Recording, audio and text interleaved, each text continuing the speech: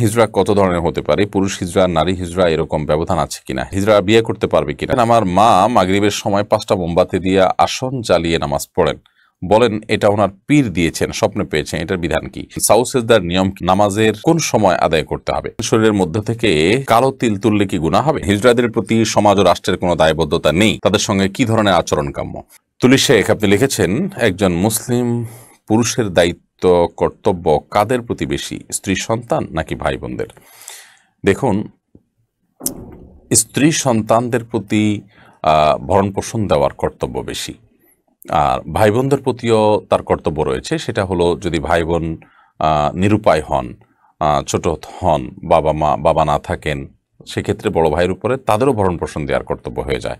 অর্থাৎ ভাই বোনদের ভরণ পোষণটা সবসময় বড় ভাইয়ের উপরে বর্তায় না, কিন্তু স্ত্রী সন্তানদেরটা সবসময় বাবার উপরে বর্তায়। অতএব দেখতে হবে যে পরিস্থিতিটা কেমন। যদি এমন হয় যে ভাই বোন ছোট, বাবা নাই এবং ভাই হিসাবে তার গাদে দায়িত্ব আসে, তাহলে সেক্ষেত্রে স্ত্রী সন্তানের মতো তাদেরও ব্যয়ভার বহন করা তার কর্তব্যের অংশ, বিধায় সেই কাজটি কিন্তু তাকে করতে হবে। তো এটা আপেক্ষিক বিষয়। তবে হ্যাঁ, এটা ঠিক যে স্ত্রী ও সন্তানদের প্রতি সম্পদ খরচ করা, ব্যয় করা, এটা তার উপরে কর্তব্য। স্ত্রীর ব্যাপারটা হলো যে স্ত্রীর সাথে যতদিন বৈবাহিক সম্পর্ক আছে ততদিন তার ভরণ পোষণ দেওয়ার কর্তব্য, কিন্তু সন্তানদেরটা সবসময়ের জন্য, ভাই বোনদেরটা সবসময়ের জন্য, বিশেষ করে যতদিন তারা প্রাপ্তবয়স্ক না হয়। আর বোন যদি হয় তাহলে সেক্ষেত্রে মেয়ে মানুষ হওয়ার কারণে বাবা না থাকলে, বড় ভাই থাকলে তাদের উপরে বর্তা যদি অবিবাহিত হয়ে থাকেন তার ব্যয়ভার বহন করা, আর বিবাহিত হলে তখন স্বামী তার ব্যয়ভার বহন করবেন। ভাই তখন আত্মীয়তার বন্ধন রক্ষা করার জন্য যা দরকার সেটুকু করবেন, সুসম্পর্ক বজায় রাখবেন, তাদের কল্যাণ কামনা করবেন, ইত্যাদি ইত্যাদি কাজগুলো করবেন। তামিম খান লিখেছেন, শরীরের মধ্য থেকে কালো তিল তুললে কি গুনাহ হবে?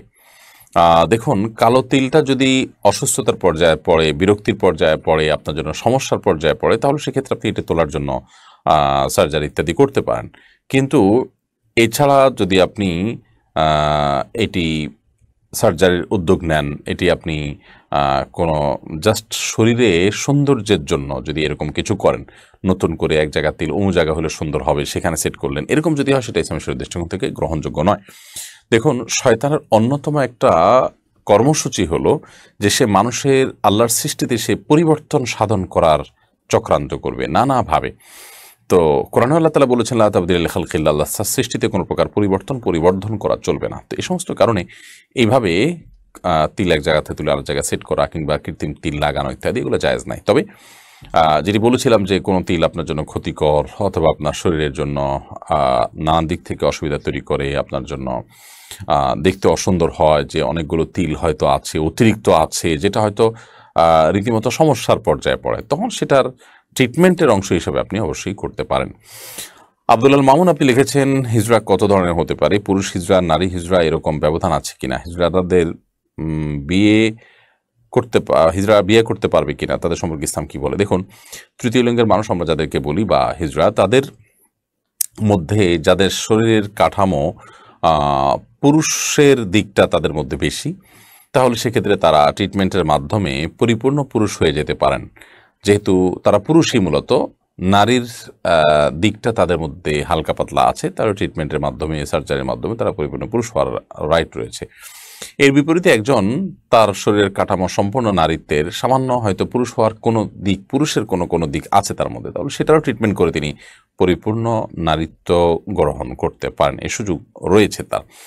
তবে একজন আস্ত পুরুষ, তার শুধুমাত্র মনের সমস্যার কারণে তিনি নারী হয়ে যাবেন কিংবা নারী পুরুষ হয়ে যাবেন, এই সুযোগ কিন্তু ইসলাম রাখেনি।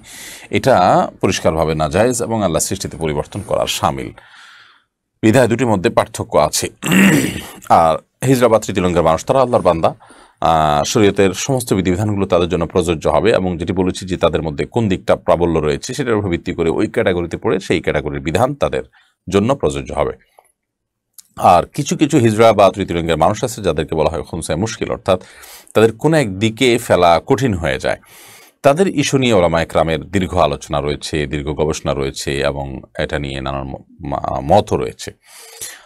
তবে এটা ঠিক যে মানুষ হিসাবে তাদের অধিকার পরিপূর্ণভাবে দেওয়ার কথা ইসলাম বলে, তাদের মর্যাদা দেওয়ার কথা বলে, তাদের কর্ম, তাদের শিক্ষা সবকিছু তাদের পাওয়ার অধিকার রয়েছে। তাদেরকে সামাজিকভাবে কোণঠাসা করে রাখার সুযোগ নেই, তাদেরকে অপমানিত করারও সুযোগ নেই, বিধায় সেটি আমাদেরকে মাথায় রাখতে হবে।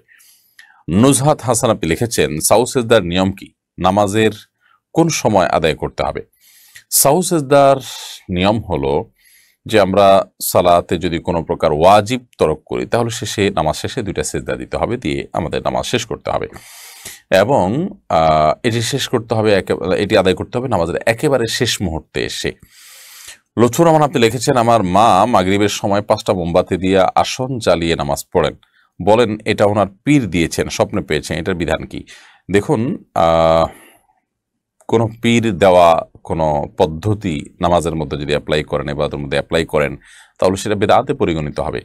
সালাতের পদ্ধতি দেওয়ার একমাত্র রাইট হলো আল্লাহ এবং তার রাসূল সাল্লাল্লাহু আলাইহি ওয়াসাল্লামের, কোনো পীর সাহেবের না। আমাদেরকে ইবাদত করতে বলা হচ্ছে আল্লাহর নির্দেশ অনুযায়ী, নবী সাল্লাল্লাহু আলাইহি ওয়াসাল্লামের পদ্ধতি অনুযায়ী, কোনো পীর সাহেবের পদ্ধতি অনুযায়ী না। এভাবে যদি করা হয় সেটি বিদআতে পরিগণিত হতে পারে। সালাতের মধ্যে এরকম কোনো নতুন সংযোজন, নতুন কোনো কিছু যুক্ত করা কোনো ইবাদতের ক্ষেত্রেই গ্রহণযোগ্য হবে না। তো মাগরিবের সময় মোমবাতি জ্বালিয়ে, আসন জ্বালিয়ে তিনি যদি নামাজ পড়েন, তো এটা তো হিন্দুদের পুজোর সাথে, তারা পুজোর সময় আগুন জ্বালানোটাকে আবশ্যক মনে করে, আগুনটা তাদের পুজোর অংশ, আগুনটা জাহান্নামের শাস্তির মাধ্যম, সেটি তাদের কাছে পূজনীয় এবং সেটির মাধ্যমে তারা পুজো করে থাকে। এটা মুশরিকদের কাজ, কোনো মুসলমান এটি করতে পারেন না। বিশেষ করে নামাজের মতো ইবাদতের পরিষ্কার বর্ণনা কোরআন হাদিসে রয়েছে, সেখানে মন গড়া কোনো কিছু যুক্ত করলে সেটার নামই বেদাত। আর প্রত্যেক বেদাতকে ভ্রষ্টতা বলা হয়েছে, আর ভ্রষ্টতার ঠিকানা জাহান্নাম। ইসলামে মন মতো, মন গড়া কোনো কিছু চাইলাম আর করলাম, কেউ বললো আর করলাম, এরকম করার সুযোগ নেই। বরং প্রত্যেকটা কাজে আমাদেরকে তার কোরআন হাদিসের সাথে মিলিয়ে, কোরআন হাদিসের নির্দেশ অনুযায়ী আমাদেরকে করতে হবে। আল্লাহ তাআলা আমাদেরকে তৌফিক দান করুন। ফাহমিদুর রহমান আপনি লিখেছেন, হিজড়াদের প্রতি সমাজ ও রাষ্ট্রের কোনো দায়বদ্ধতা নেই, তাদের সঙ্গে কি ধরনের আচরণ কাম্য? দেখুন, হিজড়াদের প্রতি রাষ্ট্র এবং সমাজের অবশ্যই দায়িত্ব রয়েছে এবং রাষ্ট্র এবং সমাজ অন্য 10টি মানুষের মতোই তাদের সাথে আচরণ করা উচিত। তাদেরকে একঘরে করে রাখা, কোণঠাসা করে রাখার সুযোগ নেই এবং এই সুযোগটাই আজকে নেওয়া হচ্ছে এবং এই সুযোগে আপনার সমকামকে আপনার এই নামে চালিয়ে দেওয়ার অপচেষ্টা চলছে।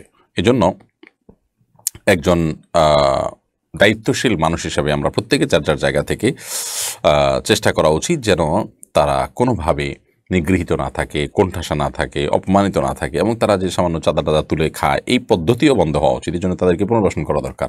আলহামদুলিল্লাহ, সমাজে সবার আগে ওলামা ইকরাম এগিয়ে এসেছেন এবং আমরা জানি ঢাকার কামারচরে, সিলেটে, একাধিক জায়গায়, বিভিন্ন জায়গায় মাদ্রাসা তৈরি হয়েছে তাদের জন্য আলাদা, এবং সেই স্পেশালাইজড মাদ্রাসাতে তাদেরকে পাঠদান করা হচ্ছে, জ্ঞান অর্জনের সুযোগ করে দেওয়া হচ্ছে এবং সেখান থেকে তাদের কর্মসংস্থান হতে পারে, তাদের জীবনের মোড় পরিবর্তন হতে পারে। এই উদ্যোগটা মেডিকেল টেস্টের মাধ্যমে তাদের নিরূপণ করে, যাতে করে কেউ এই সুবিধা অসৎভাবে নেওয়ার চেষ্টা করতে না পারে, সেজন্য মেডিকেল টেস্টের মাধ্যমে তাদেরকে নিরূপণ করে তারপর তাদেরকে অবশ্যই সমাজের যে মূলধারার মানুষ আছে তাদের সাথে সংযুক্ত করা উচিত এবং তাদেরকে সকল সুযোগ সুবিধা দিয়ে দেওয়া উচিত।